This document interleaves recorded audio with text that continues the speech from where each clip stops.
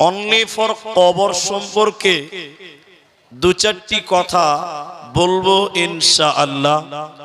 যেহেতু ঘড়ির কাঁটায় 9:30 পার হয়ে গেল। পৃথিবীতে যত সত্য আছে তার মধ্যে একটি চিরসত্যর নাম হলো কবর।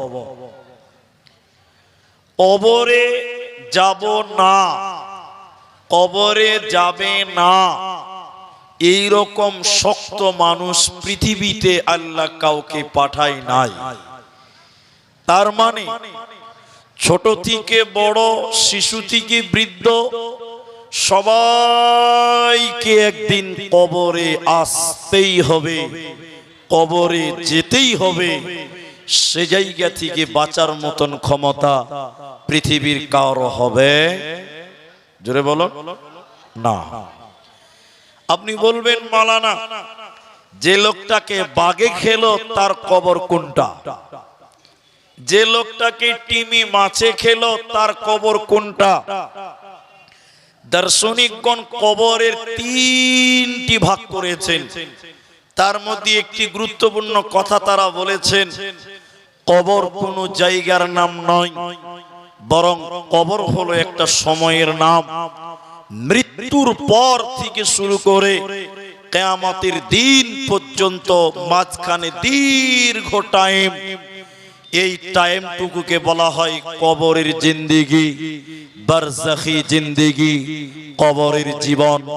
সে জায়গাতে আপনাকে আমাকে সবাইকে যেতে হবে এবং তার মুখোমুখি হয়ে আপনাকে আমাকে জবাব দিতে হবে।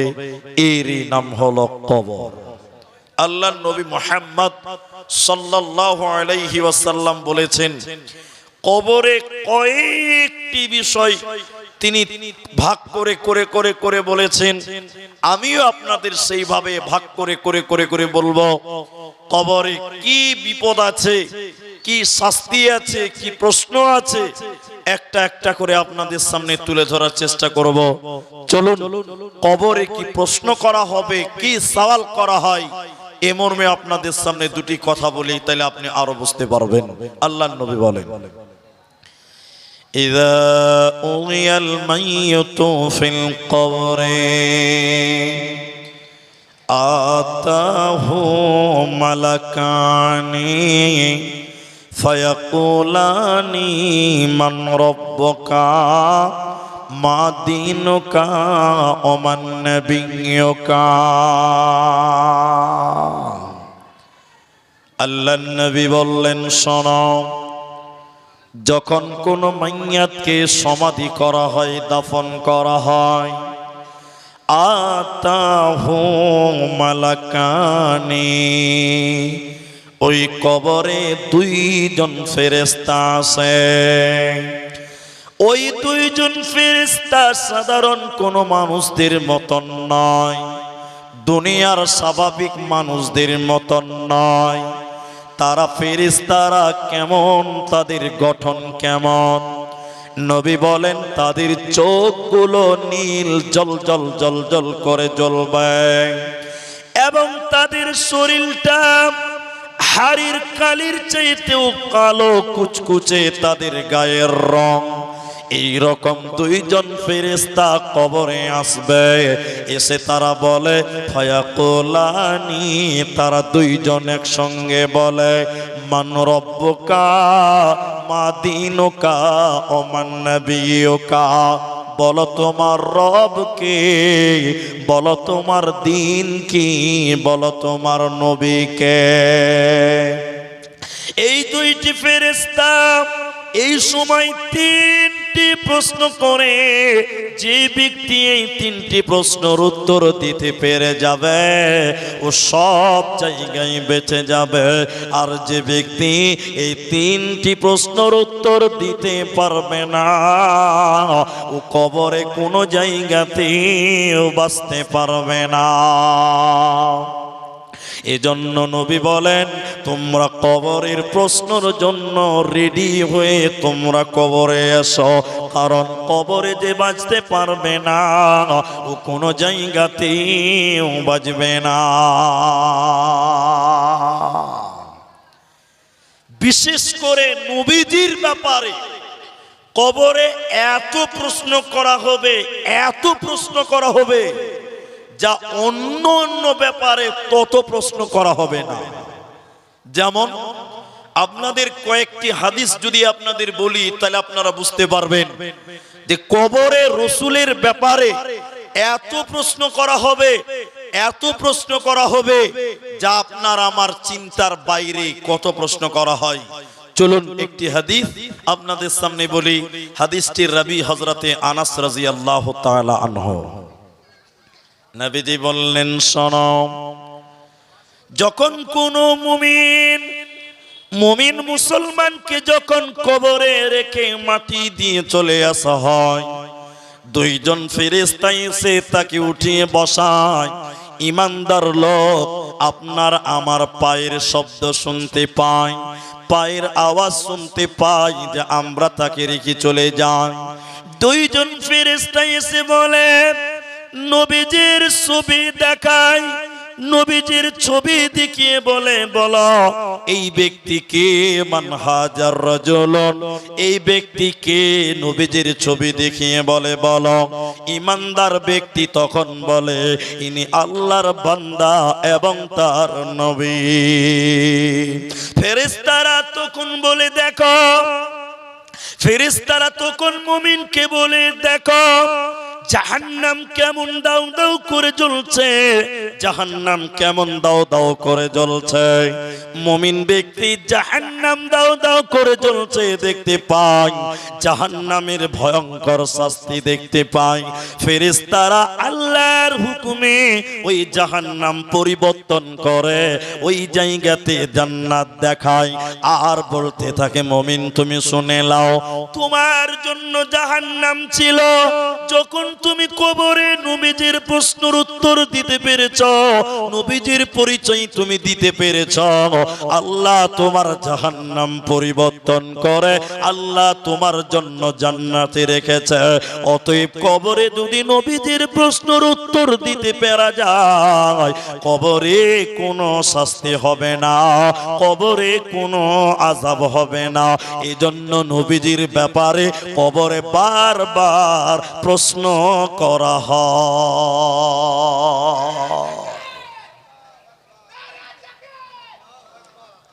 কবরে বারবার রসুলের দিকে ইঙ্গিত করে প্রশ্ন করা হয়। কিন্তু লোকটা যদি বেনামাজি হয়, লোকটা যদি বেপরদা নারী হয়, লোকটা যদি সুদখোর হয়, এক কথায় যদি কাফের মুনাফিক বেঈমান যদি হয়, ওই মানুষটাকে যদি কবর দেন, তার কবরের অবস্থাটা কেমন হবে? এদিকে দেখেন, এদিকে দেখেন। নবীজি বললেন, শোনো, লোকটা যদি মুনাফিক হয়, বেনামাজি বেপরদা নারী হয়, এই কবরে যখন তাকে রাখা হয়, ফেরেশতারা নবীজির দিকে ইশারা করে বলেন, ইনি কে, ইনি কে তুমি বলো, ইনি কে তুমি বলো। বেনামাজি মুনাফিক এবং কাফের বলেন, জানি না, লা আদরি, কোন ধারণা নেই, ইনাকে চিনি না, নবীকে চিনতাম না, জানতাম না, চিনি না। ফেরেশতারা তখন দুইটি কথা তাকে জিজ্ঞাসা করে, দুইটি প্রশ্ন করে। প্রথম প্রশ্ন হলো, কেন, কেন তুমি নবী জানতে পারোনি? তুমি তো পাগল ছিলে না, তুমি তো পাগল ছিলে না, তুমি দুনিয়া বুঝেছিলা, রাজনীতি বুঝেছিলা, সংসার বুঝেছিলা, গোটা দুনিয়া তুমি বুঝেছিলা। তাহলে এত সুন্দর বিবেক থাকার পরেও কেন তুমি দুনিয়াতে নবীকে চিনলে না? দ্বিতীয় প্রশ্ন করে, কিতাব ঘেটে কেন দেখুনি, কোরআন ঘেটে কেন নবীজির প্রশ্নের উত্তর জানলে না? কোরআন থেকে কেন নবীজির প্রশ্নের উত্তর তুমি জানতে পারলে না? নিরুপায় হয়ে বেনামাজি মুনাফিক কোনো উত্তর দিতে কবরে পারবে না। এবার ফেরেশতারা লোহার হাতুড়ি নিবে, লোহার ডান্ডা নেবে, মোটা মোটা লোহার হাতুড়ি নেবে, ওই লোহার হাতুড়ি দিয়ে মুনাফিকের মাথায় মারবে। শরীরে মারবে, এত জোরে তাকে পিটবে, ওকে যখন পিটবে কবরে এসে হাউমাউ করে করে কানবে। মুনাফিক কবরে হাউমাউ করে কানবে, লোহার হাতুড়ি দিয়ে যখন পিটবে চিল্লিয়ে চিল্লিয়ে কানবে। নবীজি বলছেন উম্মত শুনে নাও, ওর কান্নার আওয়াজ তামাম পৃথিবী শুনতে পাবে, শুনতে পাবে না মানুষ এবং জিন। মানুষ এবং জিন ব্যতীত সারা পৃথিবী তার চিৎকারের আওয়াজ শুনতে পায়। অতএব কবরে মানুষকে কঠিন আযাব দেওয়া হয়, কবরে মানুষকে শাস্তি দেওয়া হয়। যদি নবীজির পরিচয় না দিতে পারে কবরে তাকে পিটানো হবে, ওর কবরে বাঁচার উপায় রবে না, রবে না, রবে না। কবর কবর কবর হায় রে, কবর গাহের মাটি, দুনিয়ার সব মায়ার পেছনে তোমারে জেনেছি খাটি। কবর কবর কবর হায় রে, কবর গাহের খাট, না জানি কখন আসিয়া যাবে হায় সে অজানা দেশের ডাক। অতএব কবরে যদি শুধু রসুলের পরিচয়টা না দিতে পারেন সেদিন কঠিন বিপদ, কঠিন আযাব হবে, কঠিন শাস্তি হবে। আর একটা হাদিস তুলি, হাদিসটির রাবী হযরতে আবু হুরায়রা রাদিয়াল্লাহু তাআলা আনহু। যারা নামাজ পড়েন, আল্লাহর ইবাদত করেন, রসুলের পথের পথিক দুনিয়াতে, আমার দিকে দেখেন, রসুলকে মহব্বত করেন, ভালোবাসেন, রসুলকে যারা মহব্বত করেন, রসুলের আদর্শ যারা দিলে গ্রহণ করেছেন, এই রকম লোকদের কপাল কত ভালো। এক আমার দিকে দেখেন, আজকের মুসলমান এখানে যতটি মানুষ আছেন, এখন যদি আপনাদেরকে জিজ্ঞাসা করি আপনারা সবাই রসুলকে ভালোবাসেন তো, উত্তর কি দিবেন? একটু বলুন, সবাই রসুলকে ভালোবাসেন তো? বাসেন, মাশাআল্লাহ। কিন্তু এখন যদি লজ্জা দিব না, দুঃখ দিব না, এখন যদি আমি বলি একটু হাত তুলেন তো কার কার মুখে দাড়ি আছে, অনেক মুসলমানের মুখে দাড়ি নাই, সেও আবার রসুলকে ভালোবাসে। ঠিক বললাম না ভাই? রসুলের সুন্নাত মুখে দাড়ি নাই, ও দাবি করে যে আমি রসুলকে মহব্বত করি। আসলে আপনারা মুখ খুলে বলেন, এটা কি মহব্বতই চলছে না 2 নম্বরই চলছে? চিটিংবাজি চলছে, চিটিংবাজি চলছে। বলছে নবীকে ভালোবাসি, কিন্তু যারা প্রকৃতপক্ষে নবীকে ভালোবাসেন, রসুলকে মহব্বত করেন, রসুলের আদর্শে জীবন গড়েন, তাদের কবরে কি সুসংবাদ রয়েছে। একটু আমার দিকে দেখেন, একটু দেখেন। নবীজি বললেন, শোনো, ঈমানদার মানুষকে যখন কবরে রাখা হয়, ওই নীল চক্ষু বিশিষ্ট ফেরেশতা এসে বলে, তোমাদের মাঝে যাকে প্রেরণ করা হয়েছিল, নবী হিসেবে পাঠানো হয়েছিল, তিনি কে? সকলে আমার সঙ্গে বলেন, আশহাদু আল্লা ইলাহা ইল্লাল্লাহ ওয়া আশহাদু আন্না মুহাম্মাদান আবদুহু ওয়া রাসূলুহু। মুমিন বলে সাক্ষী দিচ্ছি, শুনে নাও, তিনি আল্লাহর বান্দা এবং তার প্রিয় নবী মুহাম্মদুর রাসূলুল্লাহ সাল্লাল্লাহু আলাইহি ওয়াসাল্লাম। ফেরেশতারা তখন বলে, হে আল্লাহর বান্দা, আমরা জানতাম তুমি এই রকম উত্তর দিবে, তুমি এরকম বলবে। যাও যাও, তুমি ঘুমিয়ে যাও, কবরে তুমি ঘুমিয়ে যাও। লোকটা বলবে না, মুমিন লোক বলবে না, আমি আমার পরিবারের কাছে যেতে চাই। ফেরেশতারা বলবে, ঘুমিয়ে যাও, আজকে তুমি বাসুর ঘরের মতন আনন্দে ঘুমাও। আল্লাহ মুমিনের কবরকে বলবে, কবর, এর কবর তুমি প্রশস্ত হয়ে যাও, কবর তুমি চওড়া হয়ে যাও। আল্লাহ কবরকে প্রশস্ত করবেন, চওড়া করবেন কতটা? নবী বলেন, মুমিনের কবরকে আল্লাহ 70 হাত প্রশস্ত করবেন। বলুন সুবহানাল্লাহ। কত হাত? 70 হাত প্রশস্ত চওড়া হবে। মুমিনের কবরটা মনে হবে একটা বিলাসবহুল বাংলো, বিরাট বড় বিল্ডিং এর যত জায়গা। 70 হাত আল্লাহ তার কবরকে প্রশস্ত করবেন। আরেকবার বলুন সুবহানাল্লাহ। এদিকে দেখেন, কবরে যারা লাশ ধরার জন্য নামে, মাইয়াত, তাদেরকে জিজ্ঞাসা করবেন, তিনাদেরকে জিজ্ঞাসা করবেন যে কবরটা কতটা চওড়া। তিনারা বলবেন, ভাইজান, কবরে লাশ ধরার জন্য নামি, একটু এদিক সেদিক নড়াচড়া করা যায় না, মাত্র 1 হাত সোয়া হাত জায়গা, এইটুকু জায়গা। কিন্তু যদি নবীজির পরিচয় দিতে পারেন, আল্লাহ আপনার সেই সোয়া হাতকে 70 হাত বানিয়ে দিবেন। আরেকবার বলুন সুবহানাল্লাহ। হাদিসের পরের কথাগুলো, যদি লোকটা বেনামাজি হয়, মাতাল হয়, নামাজ পড়ে না, আল্লাহ মানে না, ওলামাদের বিরুদ্ধে বলে, কোরআনের বিরোধিতা করে, এই রকম নাফরমান ব্যক্তি যদি হয়, আমার দিকে খুব কর্ণপাত করবেন, অ্যাটেনশন হন। আল্লাহর ফেরেশতারা কবরে বলে, বলো বলো বলো, ইনি কে?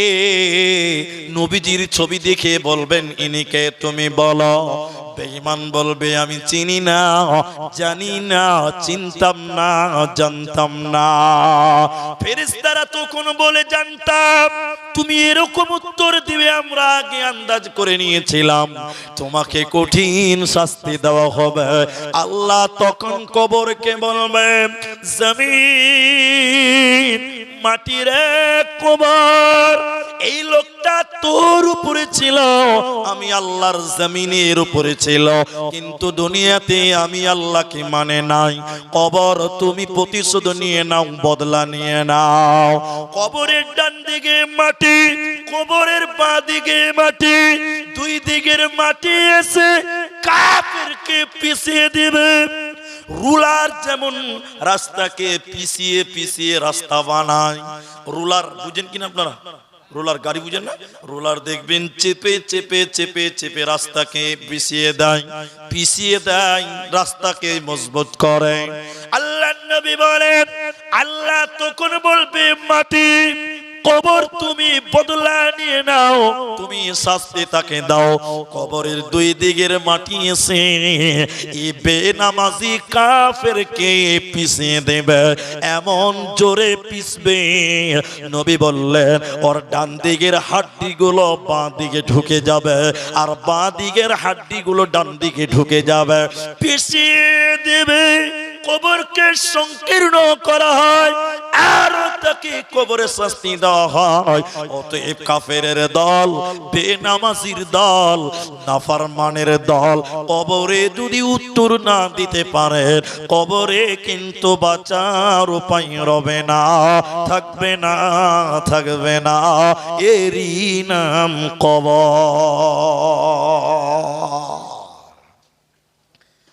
কবর কি ভাইটাল জায়গা জানেন? 1 মিনিটও লাগবে না, এই উপন্যাসটা শুনেন, কিছু একটু পাবেন। আপনাদের আশেপাশে বাজার আছে, হাট, জায়গার নামটা কি? পলাশির হাট। বাহ। তো এই জানকীনগরের একটা লোক সকাল 5টার সময় পলাশির হাট যাচ্ছে, তো যাচ্ছে, তো দেখতে পাচ্ছে যে ওর ভাতিজা, মানে ভাস্তা, ভাইপু যাকে বলে, ভাইপু ওই কবরের সামনে যে বসে আছে সকাল 5টার সময়। কথা খুব ভালো করে বুঝেন। লোকটা পলাশির হাট গেল, সারাদিন হাট বাজার করলো, আবার সন্ধ্যা 5টার সময় বাড়ি আসছে, দেখছে ভাতিজা এখনো কবরের কাছে বসে আছে। ভালো করে বুঝেন। চাচা এবার বলছে,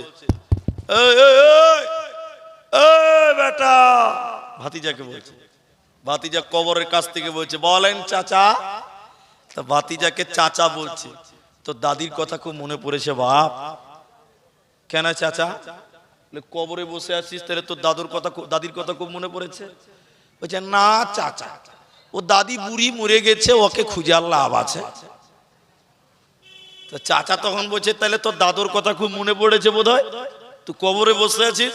বলে, না চাচা, ও দাদুকেও মনে পড়েনি, তা তুই কবরে বসে আছিস কেন সারাদিন থেকে রে? বলে চাচা আমার একটা কম্বল চুরি হয়ে গেছে, তো ওই কম্বলটা খুঁজবার লিগে কবরস্থানে এসেছি, বসে আছি। আচ্ছা আপনারা বলুন তো চাচা এবার রাখবে কি রাখবে না? এতটি লোক কথা বলে না, রাখবে না? চাচা বলছে মারবো চর, ফাইলামও করছিস আমার সঙ্গে? এই তোর কম্বল চুরি হয়েছে, তো জলসাতে যা ভাই, ফটিক চাচা চায়ের দোকানে যা, মার্কেটে যা, যেখানে 10টা লোক আছে ওইখানে যা, তুই খোঁজ কর, কম্বল পাবি। তুই কবরস্থানে কম্বল খুঁজতে এসেছিস, কবরের লোকেরা কি তোর কম্বল চুরি করতে গেছে নাকি রে? ওই খ্যাপা। তখন ভাতিজা বলছে চাচা আমি খ্যাপা লয়, তুমি খ্যাপা, তোমার বাপও খ্যাপা। বলছে কেন? বলছে কেন? বলে কেন মানে? বলে চাচা, চাচা বলছে কেন কম্বল কি ওদের চোরে কবরে চুরি করেছে? বলে না চাচা, চোরে কম্বল চুরি করে যেখানে যাক না কেন আমি মেন গেটে বসে আছি, ওকে একদিন এই জায়গাতে আসতেই হবে। আচ্ছা বলুন ঠিক বলেছে না ভুল বলেছে? যখানেই পালাক না কেন আমি মেন গেটে আছি, কবর, এই কবরে একদিন ওকে আসতে, এখান থেকে পালাবার ক্ষমতা। তুমি চাই কুখ্যাত হও চাই বিখ্যাত হও, কবরে শাস্তি হয় কেন? 3টি প্রশ্ন রেখে দিয়েছিল, বলবো লাস্টে বলবো। কবরে শাস্তি হয় কেন? ভাইয়েরা মায়েরা, মুসলিম যুবক ছেলেরা কান করে শুনেন, আল্লাহর নবী 2টি কবরের সামনে দিয়ে যাচ্ছিল। এদিকে দেখেন, হঠাৎ নবী দাঁড়িয়ে গিয়ে বললেন, হে লোক সকল, এই কবর 2টিতে আযাব হচ্ছে। নবী কি গায়েব জানে না? আল্লাহ ওহির মাধ্যমে জানান, ওইটাই তিনি জানেন। ঠিক বললাম না ভাই? নবীজি বললেন এই কবর 2টিতে শাস্তি হচ্ছে, আযাব দেওয়া হচ্ছে। হে লোকেরা, তোমরা কি জানো কেন কেন কিসের কারণে শাস্তি হয়? বিশাল বড় কোনো পাপের কারণে নয়, অনেক বড় গুনার কারণে নয়, ছোট্ট মাত্র 2টি গুনার কারণে এই 2টি কবরে শাস্তি হয়। সেই 2টি কি? এদিকে ভাই যুবকেরা, 1ম নম্বর হলো এই লোকেরা পেশাব করার পর পানি নিত না, পবিত্রতা অর্জন করত না, পেশাব করার পর অপবিত্র থেকে যেত। এরই কারণে তাদের কবরে আজকে আযাব হয়। এই এলাকাতে আছে কিনা আমি জানি না বাবা, তবে আপনারা বলবেন হ্যাঁ বা না। অনেক জায়গার মুসলমান যুবকদেরকে দেখে, এদিকে দেখেন, জিন্সের প্যান্ট পরে রাস্তা দিয়ে চলে, যখন পেশাব লাগে চেন খুলে দিয়ে রাস্তাতেই মোটর চালু করে দেয়। এরকম লোক নাই? এদিকে নাই ভাই? পেশাব লেগেছে রাস্তার ধারে দাঁড়িয়েই সাবমার্শাল জুড়ে দিচ্ছে, গো পানি নিতে হবে, ওইটা ওর খবরই নাই। এরকম অনেক বিয়াদব ছেংরা আমাদের মুসলিমদের মধ্যেও আছে বাবা। শুনেলেন, পেশাব করার পর পানি না নেওয়ার কারণে, অপবিত্র থাকার কারণে ওর কবরে শাস্তি হয়েছে। 2য় নম্বর গুনাহ কি? কান করে শুনেন মায়েরা, লোকটা চুগলখোর, গ্রামে চুগল করে করে বেড়াতো। এর কথা ওর কাছে, ওর কথা এর কাছে বলে দ্বন্দ্ব লাগাতো, ঝামেলা লাগাতো, ঝগড়া লাগাতো, অশান্তি তৈরি করত। এই 2টি কারণে এদের কবরের ভিতরে শাস্তি দেওয়া হয়। এই 2টি কারণে এদের কবরে আযাব হচ্ছে মুসলমান। অতএব তোমরা এই 2টি গুনাহ থেকে বেঁচে যাও। আপনাদের পশ্চিমবঙ্গে মাধ্যমিক পরীক্ষা কখন বাবা? মাধ্যমিক পরীক্ষা বুঝেন না আপনারা? ফেব্রুয়ারি মাসে মাধ্যমিক পরীক্ষা, ফেব্রুয়ারি মাসে। আমার একটা কাগজ দেন তো ভাই, যে কোনো একটা কাগজ দেন। হ্যাঁ বাস, মাশাআল্লাহ, জাযাকাল্লাহ। দেখেন, মাধ্যমিক পরীক্ষাতে যে কোশ্চেন গুলো বানানো হয়, ওগুলো পরীক্ষার আগে সরকার কাউকে দিবে? যদি দিয়ে দেয় কি হবে বাবা? সবচেয়ে বেকার কয়েকার, সবচেয়ে বেকারটা ফার্স্ট ডিভিশনে পাস করবে, করবে না? যদি আগে দেখে লাই, সবাই ফার্স্ট, লাস্ট কেউ হবে না। এবার দেখেন, কিন্তু বলুন এদিকে দেখেন, কেউ যদি 2025 সালের ফেব্রুয়ারিতে মাধ্যমিকে ফেল করে যায়, ও 26 সালে আবার পরীক্ষা দিতে পাবে। এরা হ্যাঁ না বলে না যে পাবে না? পাবে। 26 সালে ফেল করে গেলে আবার 27 সালে আবার মাধ্যমিক দিতে পাবে। তাহলে একবার ফেল করলে দুবার, দুবার ফেল করলে তিনবার চান্স আছে না নাই? আছে। এবার আপনারা বলুন, কবরের প্রশ্ন, কবর, নবী কবরের প্রশ্নটা গোপন করে রেখেছে না লোককে জানিয়ে দিয়েছে? সবাইকে জানিয়ে দিয়েছে। কিন্তু বলুন, কেউ যদি কবরে যেয়ে বলে যে আল্লাহ এবার পারলাম না, আরেকবার এসে আমি উত্তর দিব, সুযোগ পাবে? এতটি লোক এবার বলুন পাবে? কবরে এক চান্সে আপনাকে আমাকে পাস করতে হবে, দ্বিতীয় চান্স বলে কোনো অপশন কবরে কাউকে দেওয়া হবে না। হাদিসের জগতে চলেন, দার্শনিকগণ কবরকে বলেছেন দারুল ইমতিহান, মানে পরীক্ষার ঘর, পরীক্ষার হল। কবরে পরীক্ষা দিতে হবে বলে হ্যাঁ, হাদিস কি রয়েছে? হযরতে যায়েদ বিন সাবিত রাদিয়াল্লাহু তাআলা আনহু তিনি বর্ণনা করছেন, নবীজি বলেন, কোন একদিন নবীজি গাধার পিঠে চেপেছিল, গাধা যাচ্ছিল, নাসার গোত্রের কোন এক বাগান দিয়ে গাধা যাচ্ছিল। হঠাৎ করে গাধাটা লাফাতে লাগলো, ছটফট করতে লাগলো, লাফালাফি করতে লাগলো। আল্লাহর নবী বলেন, আমার মনে হলো গাধা যেন আমাকে পিঠ থেকে নামিয়ে দিবে। বাবা, আমার বাংলা বুঝতে পারছেন তো আপনারা? অসুবিধা নাই। আল্লাহর নবী বলছেন, গাধা এত জোরে লাফাচ্ছে, মনে হলো যে আমাকে তার পিঠ থেকে নামিয়ে দিবে, ফেলে দিবে। আমি এরকম হতভাগ হয়ে গেলাম, হতভম্ব হয়ে গাধার পিঠ থেকে আমি নেমে গেলাম। এদিকে দেখেন, যেটা বলতে চাইছি এবার পাবেন। নবী বললেন, আমি নেমে দেখলাম ওই জায়গাতে 5টা 6টা কবর দেখতে পেলাম। কবর থেকে গাধা লাফাচ্ছে, লাফাতে লাফাতে মনে হলো আমি নবীকে গাধা পিঠ থেকে ফেলে দিবে। নবী জিজ্ঞাসা করলেন লোকদেরকে, তোমরা বলো, লোক সকল এই কবরগুলো কাদের কবর? এই কবরে কারা রয়েছে? এই কবরগুলো কাদের কবর? তুমি বলো, তোমরা বলো। একজন লোক বললেন, হুজুর, এরা সবাই মুশরিক অবস্থায় মারা গেছে, এই কবরে যারা রয়েছে এরা কেউ ঈমানদার নয়। নবীজি কন্দনরত হয়ে নবীজি বললেন, হে লোক সকল, আমি নবী, আল্লাহ আমাকে জানিয়েছে, তোমাদের জানাই না।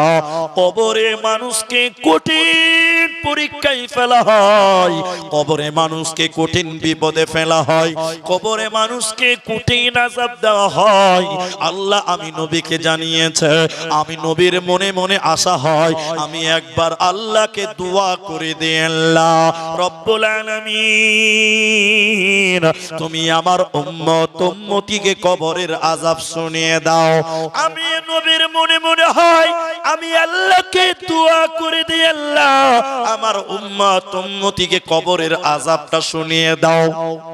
কিন্তু আমি নবীর ভিতরে ভয়, আমার ভয় হয় মানুষেরা যদি কবরের আযাব শুনতে পায়, লোকেরা যদি কবরের আযাব শুনতে পেত, পৃথিবীর কেউ তার মাকে কবর দিত না। মানুষ যদি কবরের আযাব শুনতো, কেউ তার নিজের বাবাকে কবর দিত না, ভয়ে কবর দেওয়া ছেড়ে দিত। এই ভয় আমার মনে হয়, এই ভয় যদি আমার ভিতরে না থাকতো, আমি আল্লাহকে বলে দিতাম, আল্লাহ তুমি আমার উম্মতকে কবরের আযাব শুনিয়ে দাও। নবীজি দোয়া করতে লাগলেন, লোকদেরকে বললেন, লোক সকল তোমরা আল্লাহর কাছে দোয়া করো, আল্লাহ যেন তোমাদের কবরের আযাব থেকে মুক্তি করে দেয়। লোকেরা দোয়া করলেন, আল্লাহ আপনি আমাদের কবরের আযাব থেকে মুক্তি করে দেন। নবীজি বললেন, লোক সকল তোমরা জাহান্নামের আযাব থেকে আল্লাহর কাছে পরিত্রাণ চাও। লোকেরা বললেন, আল্লাহ তুমি আমাদের জাহান্নামের আযাব থেকে রক্ষা করো। নবীজি এইভাবে দোয়া করতে লাগলেন। অতএব কবরে মানুষকে কঠিন বিপদে ফেলা হয়, কঠিন মুসিবতে ফেলা হবে। অতএব কবর হলো আখিরাতের প্রথম মঞ্জিল। এই হাদিস থেকে ওলামা ইকরাম একটা কথা বলেছেন, এটা কোনোদিন শুনেছেন কিনা জানি না, আজকে শুনেন। অনেক মানুষ দেখবেন কবরস্থানের সামনে গরু বেঁধে রাখে, রাখে না? আপনাদের কবরস্থান আছে তো? অনেক মুসলমান দেখবেন কবরস্থানে কবরের পাশে গরু বেঁধে রাখে, ছাগল বেঁধে রাখে, রাখে না? রাখা হারাম নয়, কিন্তু উচিত নয়। উচিত নয় কেন? উচিত নয় কেন? তার কয়েকটি কারণ, দুটি হাদিস থেকে আপনাকে বুঝাই। এক, আল্লাহর নবীর গাধাটা লাফাচ্ছিল কবর দেখে। কেন লাফালো? এই মুসলমান, লাফালো কেন গাধাটা?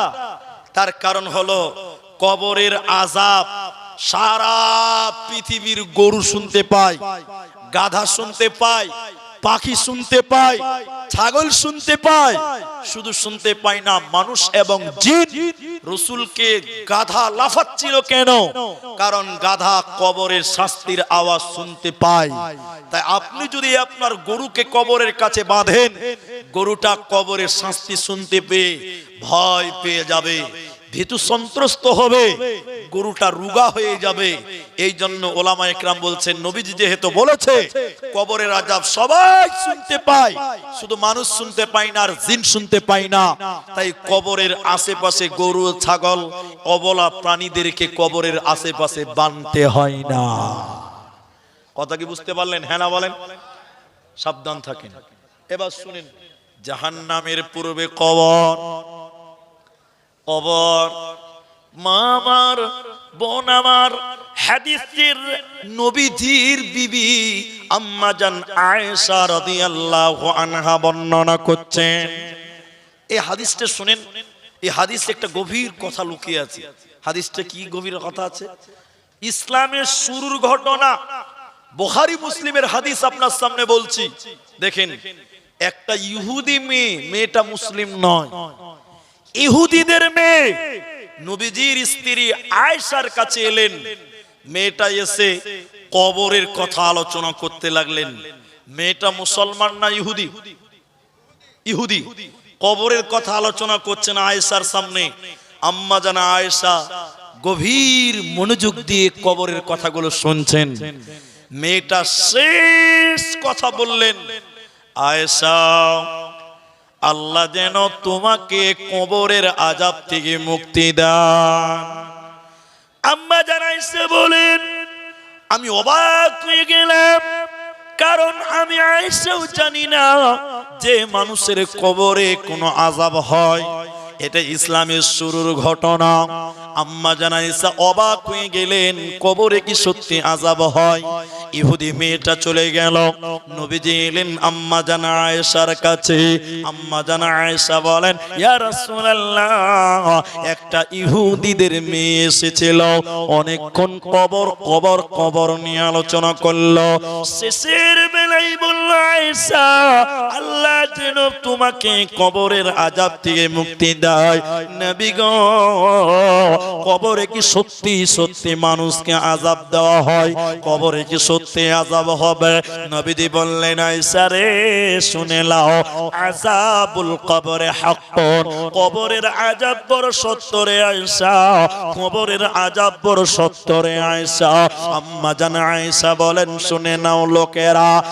এরপরে নবীজি যেদিন নামাজ পড়তেন, যখনই নামাজ পড়তেন, নবীজি কবরের শাস্তি থেকে পানাহ চাইতেন, কবরের শাস্তি থেকে আল্লাহর কাছে আশ্রয় চাইতেন।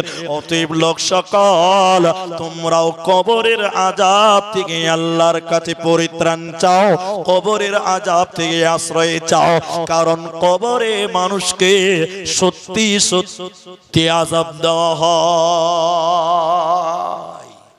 নবীজি নামাজ পড়তেন আর দোয়া বলতেন। কি দোয়া বলবেন? এ বাবা, কি দোয়া বলবেন নামাজে? আমি একটা দোয়া কিছু অংশ আপনাকে বলি, মনে রাখার চেষ্টা করবেন। যারা রেকর্ডিং করছেন মাশাআল্লাহ, জাযাকাল্লাহ। দেখেন এদিকে দেখেন, আল্লাহর নবী নামাজের শেষ বৈঠকে, তাসাহুদের বৈঠকে দোয়া বলতেন। কি বলতেন? প্রথমে আত্তাহিয়াতু লিল্লাহ, যেটা আমরা সবাই জানি। 2 দরুদ পড়তেন, দরুদে ইব্রাহিম। 3 দোয়া মাসুরা। আপনারা কোনটা বলেন আমি জানি না, কেউ কেউ দুটাই বলে, দুটোই বলবেন, না হলে অন্তত এটা বেশি বেশি করে পড়বেন। কোনটা? আল্লাহুম্মা ইন্নী আউযু বিকা মিন আযাবি জাহান্নাম ওয়া আউযু বিকা মিন আযাবিল কবর ওয়া আউযু বিকা মিন ফিতনাতিল মাসিহিদ দাজ্জাল ওয়া আউযু বিকা মিন ফিতনাতিল মাহিয়া ওয়া ফিতনাতিল মামাত। আল্লাহুম্মা ইন্নী আউযু বিকা মিনাল মাসামি ওয়া মিনাল মাগরাম। কি আল্লাহর নবী নামাজের শেষ রাকাতের শেষ বৈঠকে দোয়া করতেন, বলতেন আল্লাহ তুমি আমাকে জাহান্নামের আযাব থেকে তুমি মুক্তি দিও, আল্লাহ তুমি আমাকে কবরের আযাব থেকে মুক্তি দিও, আল্লাহ তুমি দুনিয়ার ফিতনা দাজ্জালের ফিতনা থেকে তুমি আমাকে রক্ষা করিও।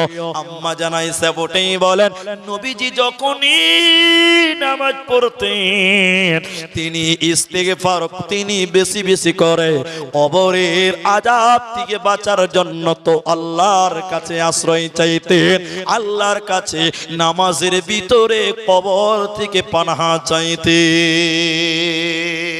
তোমরাও পানাহা চাও, কারণ কবরে যদি বাঁচা না যায় কোন জায়গাতে বাঁচা যাবে না।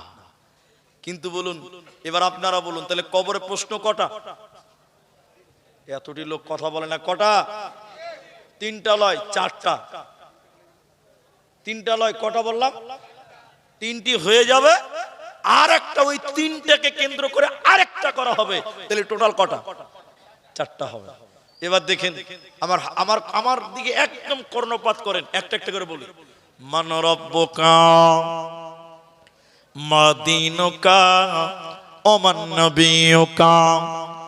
রব্বি আল্লাহ দীনুল ইসলাম, নবী মুহাম্মদুর রাসূলুল্লাহ সাল্লাল্লাহু আলাইহি ওয়াসাল্লাম।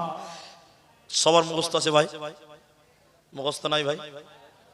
কার কার মুখস্থ নাই হাত তুলেন দেখি ভাই। বাবা সবারই তো মুখস্থ আছে গো। তাহলে নামাজ পড়ে আর কোনো লাভ আছে? কবরে মুখস্থ দিয়ে কোনো লাভ হবে? সবাই বলে লাভ হবে? হবে না। কবরে মুখস্থ দিয়ে লাভ হয় না। আমার দিকে খুব ভালো করে দেখেন, কবরে যদি মুখস্থ করে গিয়েই বাঁচা যেত তাহলে ইনাদের মতন আলেমেরা জান্নাতের রিজার্ভেশন বুক করা থাকতো। ঠিক বলো না? বললাম বলেন, কারণ এরা তো আগেই মুখস্থ করে নিয়েছে। তাহলে কবরে কোনোদিন মুখস্থ দিয়ে কোনো লাভ? আপনারা কথা বলছেন না, মনে হয় আপনাদের খারাপ লাগছে। আপনারা কবরের সামনে কোনোদিন আজান দিতে দেখেছেন? আজান দেখেননি? আপনার দিকে কোথাও আজান হয় না? আমি একদিন দেখেছি, আমার এলাকায় নাই, অনেক দূরে দেখেছি। কবরে মাইয়াতকে কবরে রেখে মাটি দিয়ে এরকম আজান দিছে, আল্লাহু আকবার। এটা একটা কেস।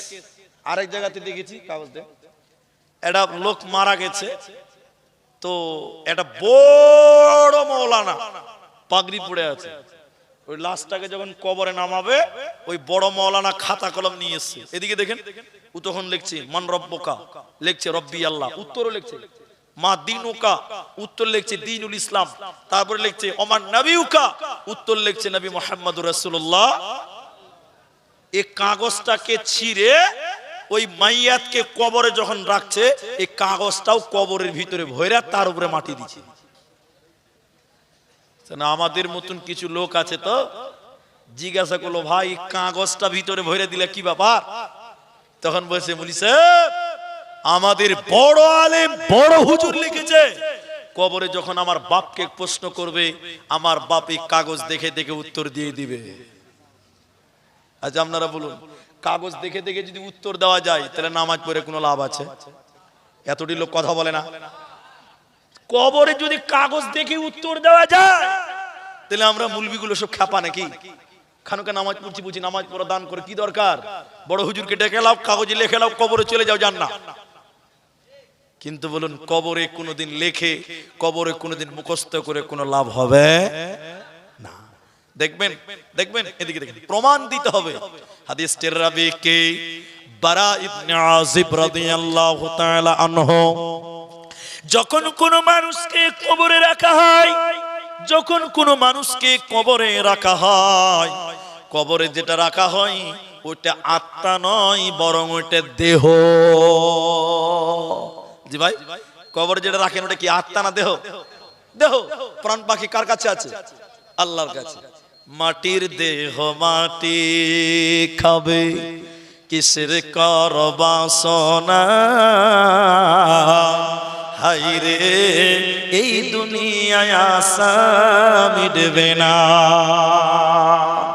কবরের দেহ রাখা হয়, তখন আল্লাহর কাছে জান রয়েছে, আল্লাহ রুহুটা ওর ভিতরে ভরে দেয়। ফেরেশতারা এসে তাকে বলে, বলো বলো বলো বলো বলো, তোমাদের মাঝে একজন নবী পাঠানো হয়েছিল, তিনি কে? এই লোকটা বলে, তিনি হলো নবী মুহাম্মদুর রাসূলুল্লাহ সাল্লাল্লাহু আলাইহি ওয়াসাল্লাম। উত্তর হয়ে গেছে, উত্তর হয়ে গেছে। এবার ফেরেশতারা আল্লাহর তরফ থেকে বলছে, তুমি কি করে উত্তর দিলে? তুমি কি করে জানলে বলো? লোকটা তখন বলে, এদিকে আল্লাহর কোরআন পড়েছি, জেনেছি, মেনেছি, বিশ্বাস করেছি ইনি আল্লাহর নবী, নবী মুহাম্মদুর রাসূলুল্লাহ সাল্লাল্লাহু আলাইহি ওয়াসাল্লাম। আসমান থেকে আল্লাহ চিৎকার দিয়ে তখন বলতে থাকে, আমার বান্দা সত্য বলেছে, আমার বান্দা ঠিক উত্তর দিয়েছে। আমার আল্লাহ তখন বলে, হে ফেরেশতার দল, তোমরা আমার এই বান্দার কবরে জান্নাতের বিছানা বিছিয়ে দাও। সুবহানাল্লাহ বলুন। সঙ্গে সঙ্গে কবরে জান্নাতের বিছানা বিছিয়ে দেওয়া হবে। আরেকবার বলুন সুবহানাল্লাহ। আল্লাহ তাবারক ওয়া তাআলা আবার বলবেন, হে ফেরেশতা মণ্ডলী, আমার বান্দা সাদা কাফনের কাপড় পরে আছে রে, আমার বান্দাকে জান্নাতের পোশাক পরিয়ে দাও। সঙ্গে সঙ্গে জান্নাতের পোশাক শুনলেন। আল্লাহ বলবেন, জান্নাতের গেট খানা কবরের সামনে খুলে দাও, আমার বান্দা সত্য উত্তর দিয়েছে। একজন লোক, এদিকে দেখেন, এত সুন্দর চেহারা, নুরানি চেহারা, সুন্দর তার সূরাত, এইরকম সুন্দর ব্যক্তি এই কবরে লোকটার কাছে এসে বলবে, সুসংবাদদাতা, আমি সুসংবাদ দিচ্ছি, তুমি সুসংবাদ গ্রহণ করো। এই মাইয়া তখন বলে, কে তুমি? এত সুন্দর তুমি কে? তুমি আমার সুসংবাদ দিবে? কিসের সুসংবাদ? আগে তুমি তোমার পরিচয় তুমি দাও। লোকটা বলে, কি? ভালো করে শুনেন ভাইরা মায়েরা।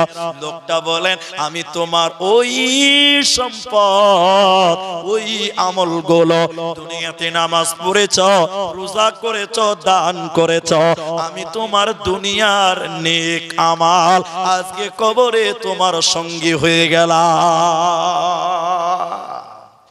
কবরে যদি সঠিক উত্তর দিতে পারেন, সুবহানাল্লাহ, আপনার সঙ্গী দুনিয়ার নামাজ, রোজা, দান, সাদকা, এগুলো আপনার কাল কবরে নিজের সঙ্গী বলে পেয়ে যাবেন। আরেকবার বলেন সুবহানাল্লাহ। এবার আরেকটু আমার সঙ্গে বলেন, তাহলে কবরের টোটাল প্রশ্ন কটা? 4টা। উত্তর কে দিবে? উত্তরটা দিবে কে? বলে, মুনি সাহেব আমার তো মুখস্থ আছে। মুখস্থ দিয়ে কবরে বাজে যাবে? একটা উদাহরণ দেই, তাহলে বুঝতে পারবেন। এই জানকীনগরের একটা ছেলে কলকাতাতে পড়াশোনা করে, কলকাতা আইন পড়ছে, ল ল উকিল হবে, জজ হবে। কিন্তু দুঃখের বিষয় হলো ছেলেটা নামাজ রোজা করে না, আল্লাহ মানে না, নাস্তিক হয়ে গেছে। খালি ছোট্ট করে বলছি কথাটা, পৃথিবীতে ঘটে না। এই ছেলেটার মা বড় আল্লাহওয়ালা, আল্লাহওয়ালি, কবরকে খুব ভয় করে। শুনেন শুনেন, ছেলেটা কলকাতার থেকে জানকীনগরে এসেছে, সকালবেলা নাস্তা করছে, টিফিন টিফিন। মা বলছে বেটা ফজরের নামাজ পড়লি বাপ? তো ছেলে বলছে মা নামাজ পড়ি কি হবে? তো মা বলছে বেটা কবরে কি উত্তর দিবি রে বাপ? তো ছেলে বলছে মা নামাজ টামাজ পড়ে কবর টবর বলে কিছু নাই। আবার দুপুরবেলা, ভালো করে শুনেন, আবার দুপুরবেলা ভাত খেয়েছে জোহরের পর। তো মা বলছে বেটা জোহরের নামাজ পড়লে বাপ? তো ছেলে বলছে মা জোহরের নামাজ পড়ে আবার কি হবে? তো মা বলছে বেটা কবরে কি জবাব দিবে বাপ? মানে ওর মা কবর ছাড়া আর কিছু বুঝে না। ছেলে শিক্ষিত তো, মাগরিবের পর মসজিদের ইমাম সাহেবের কাছে গেছে, বলি স্যার আপনারা তো জান্নাত জাহান্নাম কবর ফুলসিরাত এই করে করে মানুষকে বিভ্রান্ত করে দিলেন, আমার মা খালি কবর কবর কবর কবর কবর কবর। আচ্ছা কবরে কি প্রশ্ন করা হবে বলেন দেখিনি? এই ছেলেটা খাতা কলম নিয়ে মসজিদে চলে গেছে। এদিকে দেখেন মুলি সাহেব হাদিস বলছেন কবরে দুটি ফেরেশতা তিনটি প্রশ্ন করবে। ছেলেটা বলতে থামেন হুজুর আমি লিখবো তো। প্রশ্ন বলেন মান রব্বুকা, উত্তর কি রব্বি আল্লাহ। দ্বিতীয় প্রশ্ন মা দীনুকা, উত্তর কি দীনুল ইসলাম। তৃতীয় প্রশ্ন কি আমার নবিউকা, উত্তর কি? সকলে জোরে বলেন নবী মুহাম্মাদুর রাসূলুল্লাহ সাল্লাল্লাহু আলাইহি সাল্লাম। আমার দিকে দেখেন, এই ছেলেটা লেখা নিয়ে এসে মাগরিবের পর ফজর পর্যন্ত আর ঘুমাই নাই, সারা রাত টেনে মুখস্থ করেছে। আচ্ছা বলুন এই তিনটা কথা মুখস্থ করতে ক মিনিট লাগবে বাবা? ক মিনিট লাগবে? ধরেন 10 মিনিট লাগলো। ও কতক্ষণ মুখস্থ করেছে? সারা রাত মুখস্থ করেছে। তাহলে মুখস্থর পাওয়ার কত হবে? 5G স্পিডে বলতে পারবে। জি ভাই, সকালবেলা আমার মা নাস্তা দিয়েছে যে বেটা সারা রাত ঘুমায়নি খালি মুখস্থ করেছে, ও কম মেহনত করেছে। সকালবেলা মা নাস্তা দিয়েছে, তো নাস্তা যখন খাচ্ছে তখন মা বলছে বেটা ফজরের নামাজ পড়েছো বাপ? বলছে মা নামাজ পড়ি কি হবে?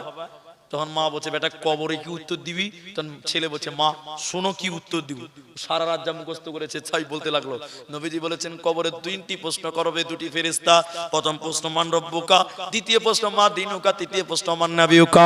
উত্তর দিব রব্বি আল্লাহ দীনুল ইসলাম নবী মুহাম্মদুর রাসূলুল্লাহ সাল্লাল্লাহু আলাইহি সাল্লাম।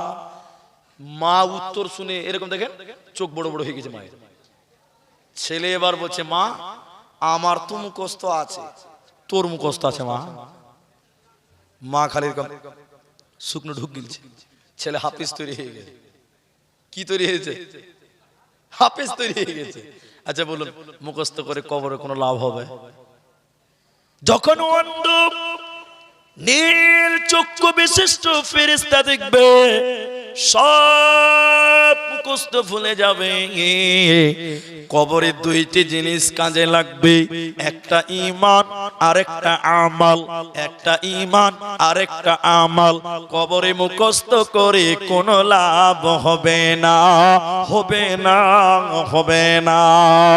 তাই খলিফাতুল মুসলিমিন হযরত উসমান আমিরুল মুমিনিন হযরত উসমান যখন কবরের সামনে দাঁড়াতেন তিনি এতটা কাঁদতেন, এতটা কাঁদতেন, এতটা কাঁদতেন, তার চোখের পানি বইয়ে বইয়ে তার দাড়ি পর্যন্ত ভিজে যেত। লোকেরা জিজ্ঞাসা করলো আমিরুল মুমিনিন উসমান আপনি জাহান্নামের কথা শুনে এত কাঁদেন না, কিয়ামতের কথা শুনেও এত কাঁদেন না, ফুলসিরাতের কথা শুনেও এত কাঁদেন না, কিন্তু কবরের কথা শুনলে কবর দেখলে এত কাঁদেন কেন? আমিরুল মুমিনিন উসমান বলেছিলেন লোক সকল শুনে নাও, জাহান্নাম অনেক পরে, কিয়ামত অনেক পরে, ফুলসিরাত অনেক পরে, তার অনেক আগে আমাকে কবরে বেঁচে যেতে হবে। তার কারণ নবী বলছেন আখিরাতের প্রথম মঞ্জিল হলো কবর। যে ব্যক্তি কবরে বাঁচতে পারবে না ও কোনো জায়গাতে বাঁচতে পারবে না। এই জন্য আমাকে কবর বলে এত ভয় লাগে। আপনারা বলুন তো ভাই কবরের শাস্তি সত্য না মিথ্যা? সত্য। বিশ্বাস দেখবেন, বাস্তবে দেখবেন। ইনারা আলেম যারা আছেন, আমি কয়েকটা জালসাতে কথাটা বলেছি, আজকে আবার বলছি।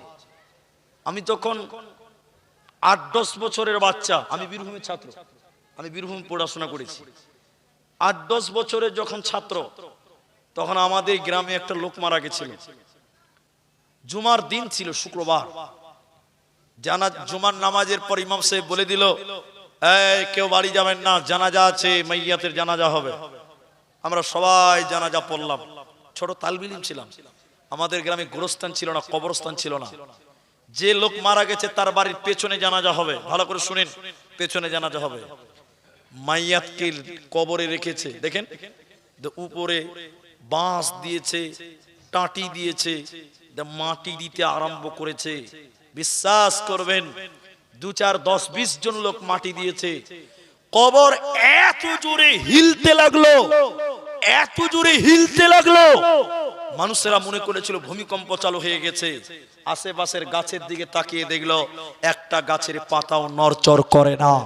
অথচ কবর এত জোরে হিলতে লাগলো, লোকেরা মাটি দেওয়া ছেড়ে দৌড়ে পালিয়ে গেল।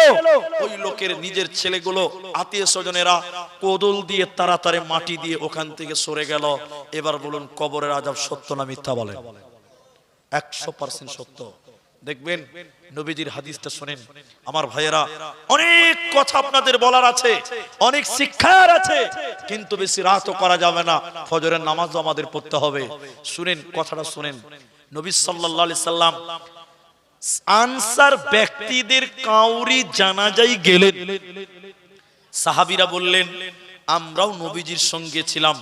আমার দিকে তাকান, জানাজার নামাজ হয়ে গেছে, তখনও কবরের কাজ কমপ্লিট হয়নি, গর্ত কমপ্লিট হয়নি। আল্লাহর নবী কবরের সামনে গিয়ে বসলেন। সাহাবীরা বললেন, আমরাও বসলাম। এত চুপচাপ হয়ে গেলাম, স্তব্ধ হয়ে গেলাম, কারো মুখে যেন কোনো কথা নেই, একদম সাইলেন্ট হয়ে গেলাম। নবীজি মাথা নিচু করে চিন্তিত, কেউ কোনো কথা বলে না। হঠাৎ করে নবীজি মাথা উঁচু করলেন, উঁচু করে লোকদেরকে বললেন, এদিকে দেখেন। নবীজি বললেন, লোকেরা, তোমরা কবরের আযাব থেকে আল্লাহর কাছে পানাহ চাও। রাবী বললেন, নবীজি কথাটা একবার বলেনি, 2 বার বলেনি, নবীজি 3 বার বললেন।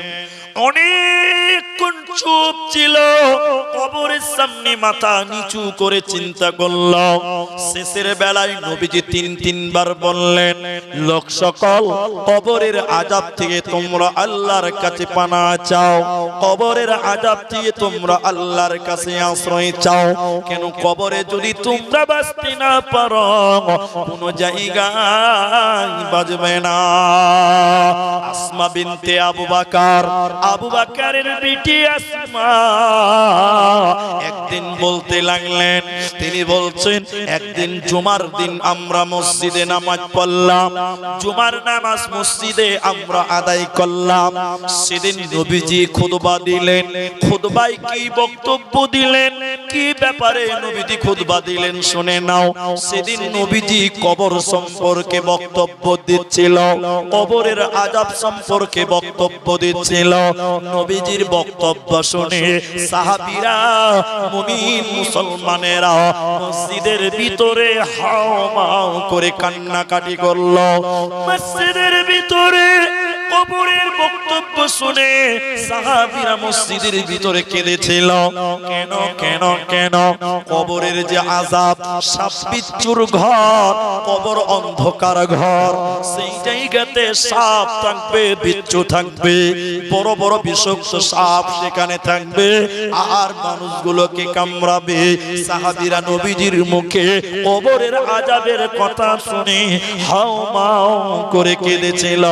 অতএব কবর একটি জটিল জায়গা।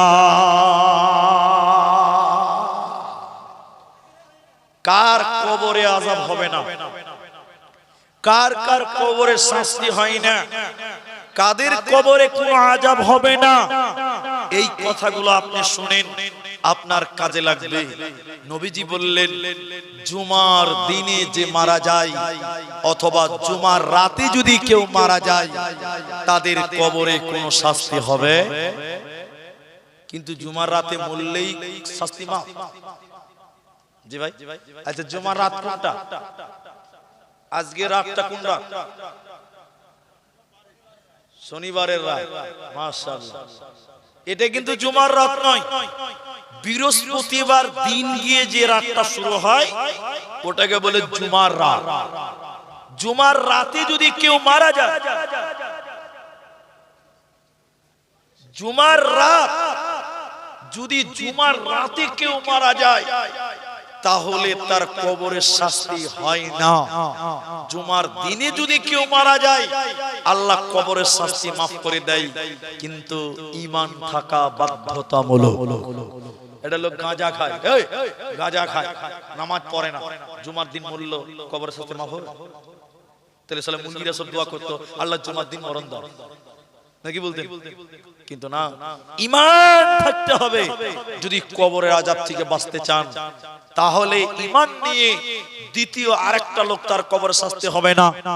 আমার ভাই ইবাদুল্লাহ ইসলাহি, আপনাদের গ্রামের ইমাম আপনাদের সামনে বক্তব্য রেখে গেছেন, কিছু আদায়ও হয়েছে, হালকা পাতলা যাই হোক হয়েছে, কিন্তু মসজিদের জলসা, এটা আমারও খেয়ালে আছে যে মসজিদের জলসা, শুধু এই হাদিসটাই আপনাদেরকে বলি, শহীদ ব্যক্তিদের কবরে কোনো আযাব, বলুন বলুন, হবে না।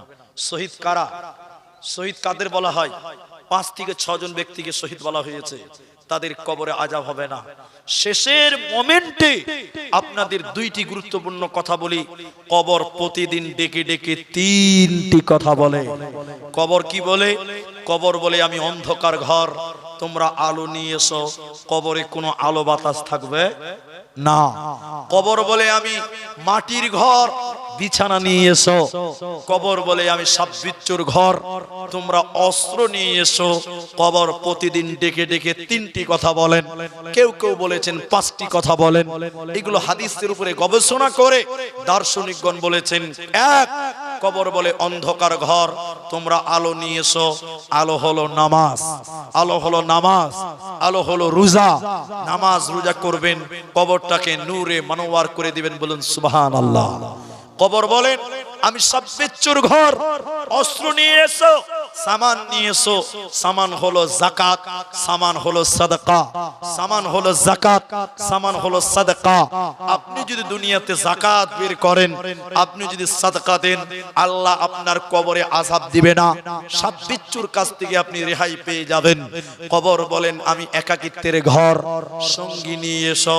আমি একাকিত্বের ঘর, সঙ্গী নিয়ে এসো। সঙ্গী হলো ঈমান, সঙ্গী হলো ঈমান, সঙ্গী হলো ঈমান। সম্মানিত উপস্থিতি, আপনাদের এই কথা বললে এইটুকু আবেদন করব, আজকে যেহেতু এই মসজিদের উন্নতি কল্পে জালসা, যতজন মানুষ আছেন আপনারা কেউ উঠিয়েন না। আমি আপনাদের দিনী ভাই, আমি একটু দোয়া দিব, মৌখিক ভাবে দোয়া দিব। কেন? মানুষ যখন মরে যায়, আল মাইয়িতু কাল গরীব, মানুষ দুনিয়ার দিকে তাকিয়ে থাকে। কেন? আপনার বাপ মরে গেছে, মা মারা গেছে, আপনাদের দিকে তাকিয়ে থাকে। কেন? 2টি কারণে তাকিয়ে থাকে। 1, ছেলে মেয়েরা বাপ মায়ের জন্য দোয়া করবে। আপনার আব্বা মারা গেছে, মা মারা গেছে, মাঝে মধ্যে একটু আব্বা মায়ের জন্য দোয়া করবেন, বলুন ইনশাআল্লাহ। দোয়া করবেন, বলুন ইনশাআল্লাহ। মায়ের দুধের ঋণ কোনদিন শোধ করতে পারবেন না। বাপের কষ্ট, আপনাকে যা মানুষ করেছে সেই কষ্টের প্রতিদান কোনদিন দিতে পারবেন না। সেই মা বাপের জন্য দুনিয়াতে একটু দোয়া করবেন। সবাই বলুন ইনশাআল্লাহ। আমি মুসাফির, আমি মৌখিক ভাবে আপনার মায়ের জন্য, আব্বার জন্য দোয়া দিব, আপনারা শুধু একটু আমিন বলবেন, বলুন ইনশাআল্লাহ। একটু ধৈর্য ধরেন। কেন? নবীজি বলেছেন মানুষ মরে গেলে সব বন্ধ হয়, 3টি জিনিস বন্ধ হয় না। তার মধ্যে একটি হলো আওয়ালাদুন সলিহুন ইয়াদউ লাহু, নেক সন্তান যদি আব্বা মায়ের জন্য দোয়া করে, আল্লাহ সেই দোয়া কবুল করে, বলুন সুবহানাল্লাহ। তাই মা বাপের জন্য একটু দোয়া করব, তাদের ঋণ কোনদিন শোধ হবে না। 2 নম্বর, মা বাপ আপনাদের দিকে তাকিয়ে থাকে। কেন? আমার ছেলে মেয়েরা আমাদের জন্য একটু দান করবে, আমার ছেলে মেয়েরা আমাদের জন্য দান করবে। তাই আজকের জলসাতে বলতে চাই, যারা মা হারিয়েছেন, আব্বা হারিয়েছেন, মায়ের স্তনের দুধ পান করেছেন, সেই মা আজকে বেঁচে নেই, কবরে শুয়ে আছে, জানেন না কবরে কোনো বালা মুসিবতে আছে কিনা। আপনি সেই মায়ের জন্য, আপনি সেই আব্বার জন্য আপনারা একটু দানের হাত প্রশস্ত করুন। এই মাঠে যতজন মানুষ আছেন একজন একজন করে কেউ 5,000 টাকা দিবেন, কেউ 10,000 টাকা দিবেন। একজন মানুষ শুধু বলেন যে মাওলানা আমি আমার মায়ের জন্য, আমি আমার আব্বার জন্য, আব্বা মায়ের ঋণ কোনোদিন শোধ হবে না, সেই আব্বা মা কবরে চলে গেছে, তাদের জন্য 10,000 টাকা দিব।